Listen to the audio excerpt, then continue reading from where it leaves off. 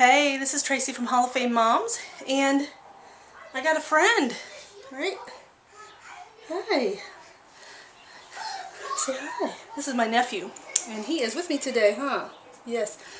And you're getting to see me with no makeup, messy hair, glasses, and just, yeah.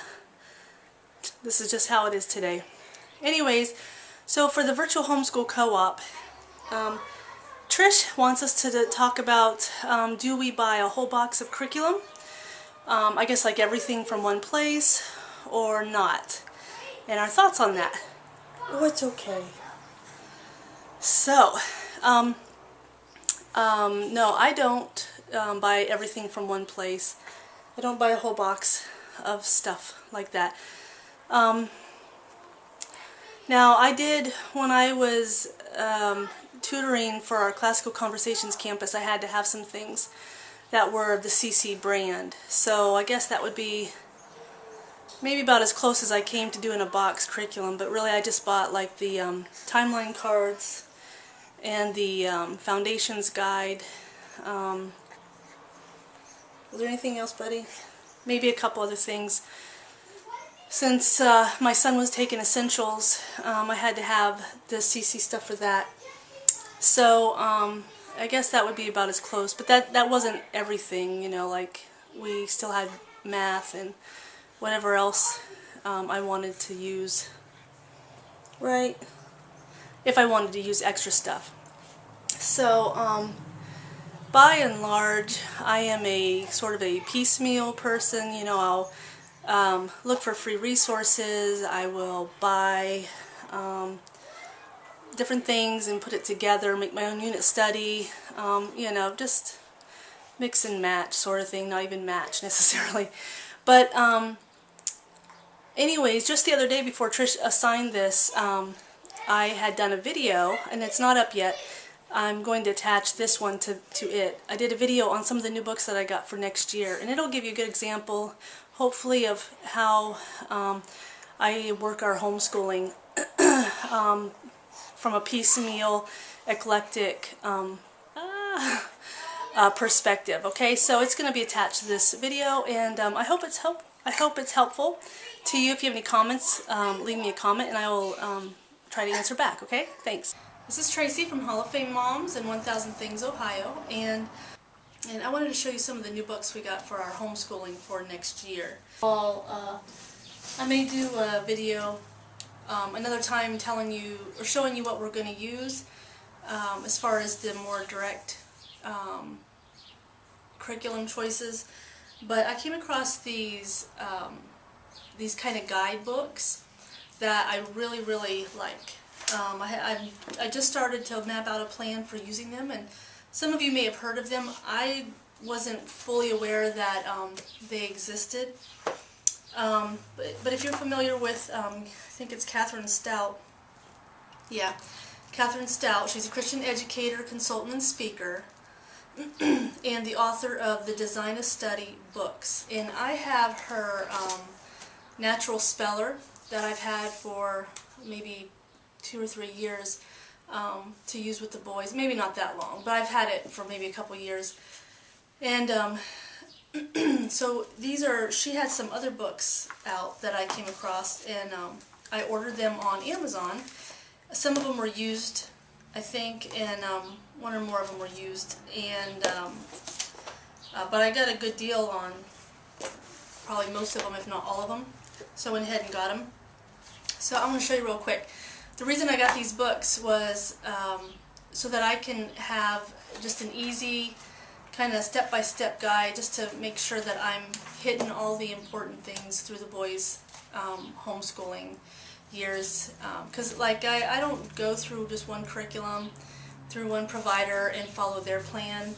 I like to have more freedom and use more creativity, and so I'm not an expert, you know, in all of these different subjects, so I wanted to have something to help guide me through the way. And I've looked online before for lists, and you know, like what should a second grader know and stuff like that. And there are books out there actually called something like what a second grader needs to know, or something like that. But these books, and I'll show you them.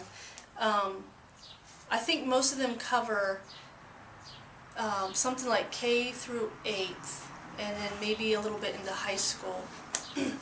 So the first one, and you'll see I've got a bunch of like sticky notes and stuff because I've already gone through them and mapped out kind of a plan for using them. So this one is called Science Scope, and I don't have my glasses on, so let me see.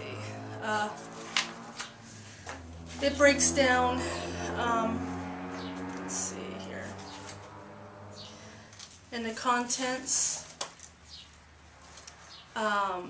It goes introduction, teaching science, scientific skills, life science, and then it covers, under life science, it breaks it down by animals, and then like water cycles, and then plants, and then it has the human body.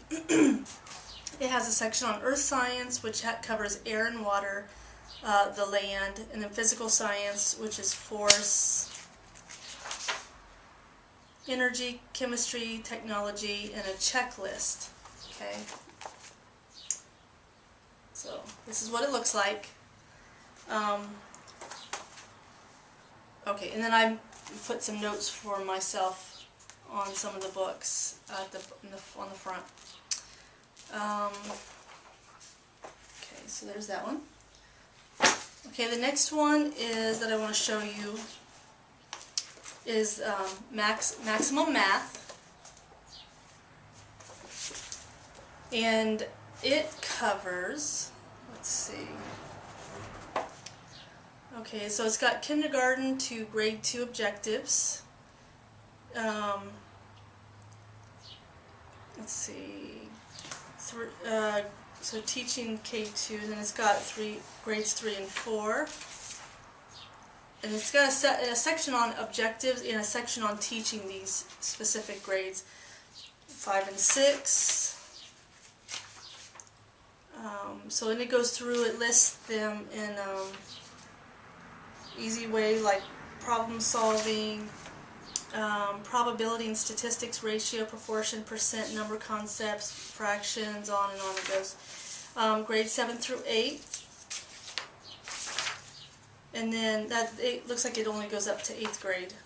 So this will be good, because this way, like I said, I can just kind of go through, and if I find somewhere that we have a gap. Okay, and speaking of math, my boys have been doing Saxon for, we just started on it last year.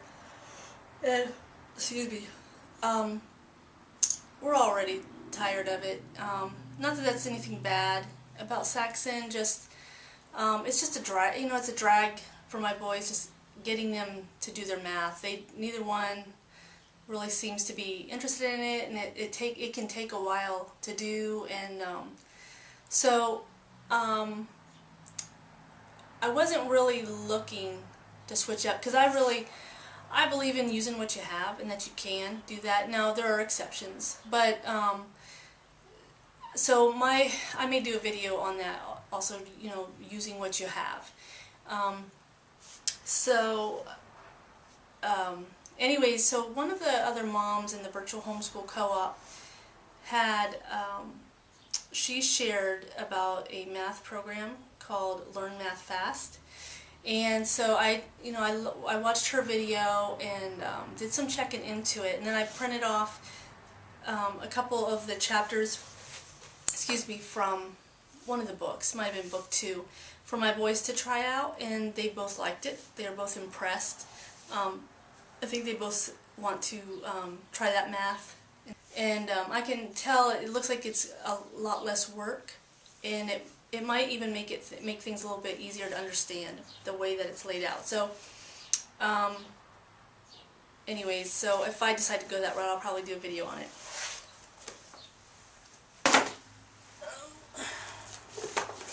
Okay, so next in the Catherine Stout Design a Study series that I bought is the Critical Conditioning, and I bought all of these books separate. I did not buy them as a set. And Comprehensive Composition. So I went ahead and got both of these. And again, I was mapping out what I wanted. This book I got used because I see some highlighting in it. Some of the things that this one covers: reading comprehension skills, teach children to think critically, questions to encourage thinking, activities, learning to analyze, study skills, types of fiction, story elements, comprehension skills organized by grade, there's resources and a checklist, there's more. That gives you just a little bit of information on it. Okay, so there's a page on that.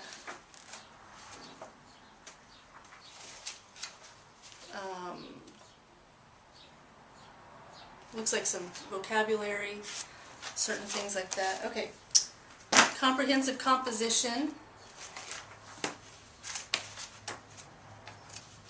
Okay, how to write that composition, a checklist for students. The paragraph, the essay, choosing a topic, notes and outlines, descriptive writing, persuasive writing. I'm just hitting on a few, or just a handful of them. Narrative writing, expository writing, composition skills, teaching aids.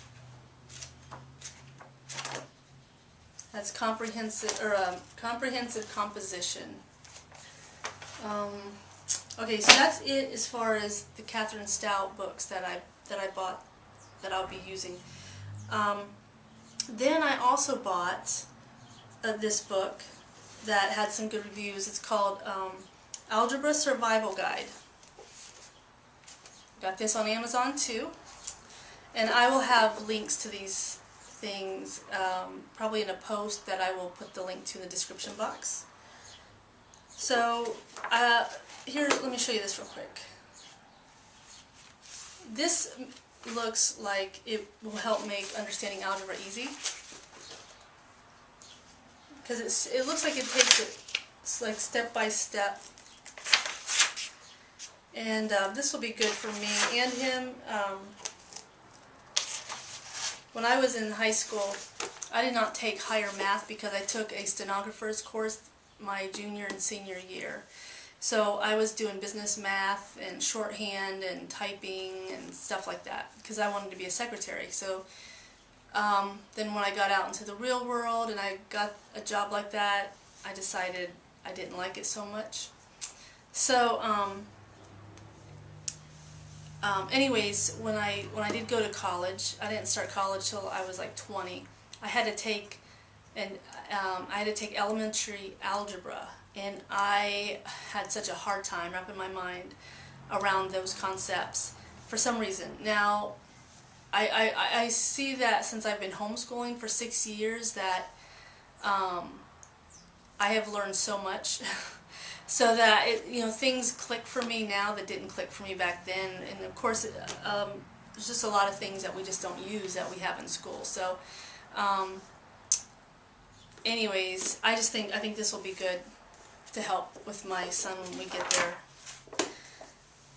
So there's a couple other books that I got for next year, and I wanted to let you know that some of the things, the reasons I picked some of these books is because I have watched or listened to other homeschooling moms talk on their YouTube channels about certain products, and that really helped me see whether or not was something I'd be interested in, that I thought would be a good fit for our family. So this book, Vocabulary Cartoons, I'm not sure that I would have known anything about it like I really know about it like I do had I not seen somebody on YouTube talking about this. This is, it says, okay, SAT word power. Learn hundreds of SAT words with easy memory techniques. Proven in school tests. Students learn 72% more with 90% retention. So here's an example of vocabulary cartoons. Here's what it says. Impede. To obstruct or interfere with, to delay. It links to the word speed. And then it shows a cartoon of a motorcycle cop with a radar gun. It says the job of highway patrolmen is to impede speeding motorists. So So I think that might make vocabulary fun. And then I got the fallacy detective, which I had heard of this because we were in CC, Classical Conversations, and I think they use this for, I don't know if it's Essentials or Challenge, it might be Challenge. But, so this is 38 lessons on how to recognize bad reasoning. So I got this for some logic. It's for ages 12 through adult. It says it includes the fallacy detective game. This one is the workbook edition, so it has some exercises in it. I don't know if I'll have my son work in the book or just answer it in a notebook. And we've done a lot more. This year has been a big year for me doing notebooking. And now I don't mean 3-ring binder notebooking. I mean just a spiral, like 17-cent notebook that you get at Walmart or these other places when the school sale comes on. You know, they're like 17 cents, maybe 10 cents. So we've been using them for just about everything this year, and that way I don't have to tear out papers. I've got it all in the book. They just keep working in the book, and then when it's time to do our assessment at the end of the year, then I can just take the books. Now we do have some loose leaf paper, but a lot of it's in notebooks. So anyway, so those are my new books for next year. I guess that's it for now. So if you have any questions, leave me a comment below and I will get back with you, okay? Thanks for watching.